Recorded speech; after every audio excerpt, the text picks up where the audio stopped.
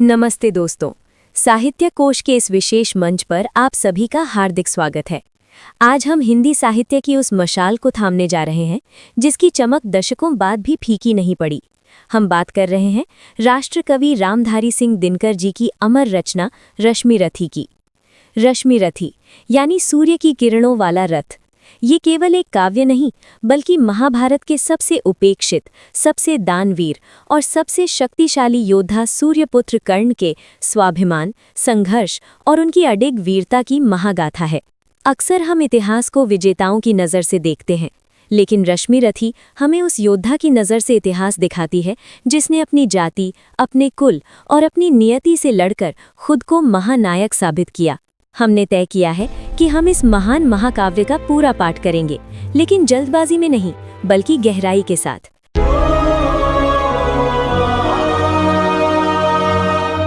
रथ के अश्व नहीं डेस्टिनी खींचे डोरे, अंधियारे कुल में सूरज की किरणें बोए।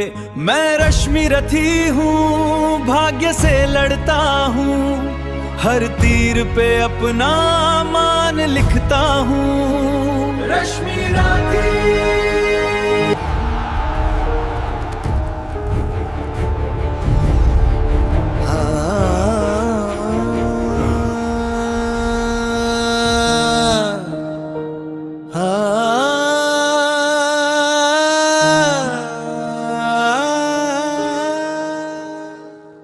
श्रद्धा बढ़ती अजीन दर्भ पर, परशु देख मन न डरता है। युद्ध शिविर या तपोभूमि ये समझ नहीं कुछ पड़ता है। हवन कुंड जिसका या उसके ही क्या है ये धनुष कुठार। जिस मुनि की यह श्रुवा उसी की कैसे हो सकती तलवार। आई है वीरता तपोवन में क्या पुण्य कमाने को, या सन्यास साधना में है दैहिक शक्ति जगाने को। मन ने तन का सिद्ध यंत्र अथवा शस्त्रों में पाया है, या कि वीर कोई योगी से युक्ति सीखने आया है। परशु और तप ये दोनों वीरों के ही होते श्रृंगार। ग्रीव न तो तभी करता है ना तो उठा सकता तलवार। तब से मनुज दिव्य बनता है, शुद्ध विकार से लड़ता है। तन की समर भूमि में लेकिन काम खड़गी करता है। किंतु कौन नर तपोनिष्ठ यहाँ धनुष धरने वाला, एक साथ यज्ञाग्नि और असी की पूजा करने वाला। कहता है इतिहास जगत में हुआ एक ही नर ऐसा, रण में कुटिल काल समक्रोधी तप में महासूर्य जैसा।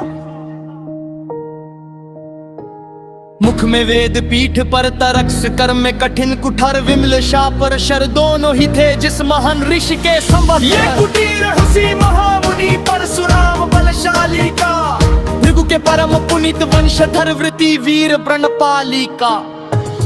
हाँ वही कर्ण जांघों पर अपना मस्तक धर कर, सोए है तरवर के नीचे आश्रम से किंचित हटकर। छन छन कर मीठी धूप माघ की आती है, पड़ती मुनि की थकी देह पर और थकन मिटाती है। आई है वीरता तपोवन में क्या पुण्य कमाने को, या सन्यास साधना में है दैहिक शक्ति जगाने को। मन में तन का सिद्ध यंत्र अथवा शस्त्रों में पाया है, या कि वीर कोई योगी से युक्ति सीखने आया है।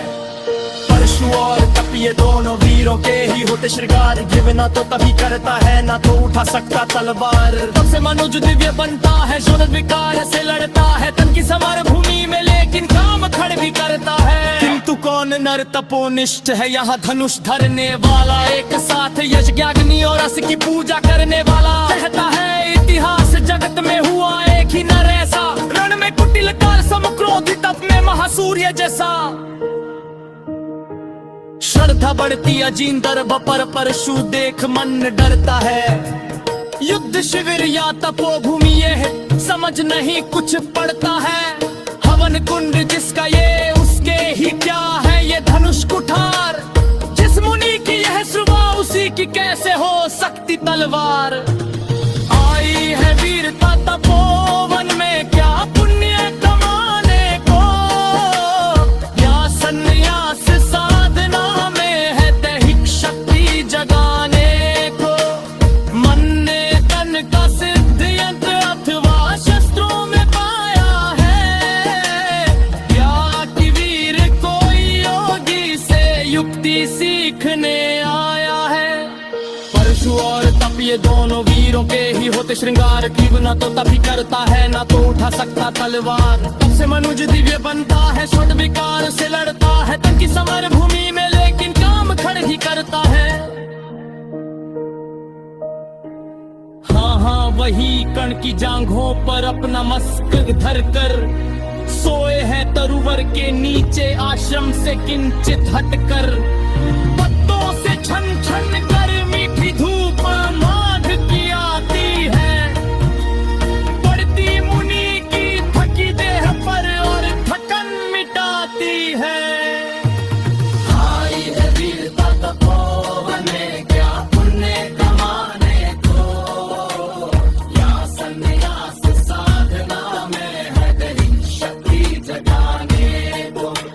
मन में तन का सिद्ध यंत्र अथवा शस्त्रों में पाया है, या कि वीर कोई योगी से युक्ति सीखने आया है।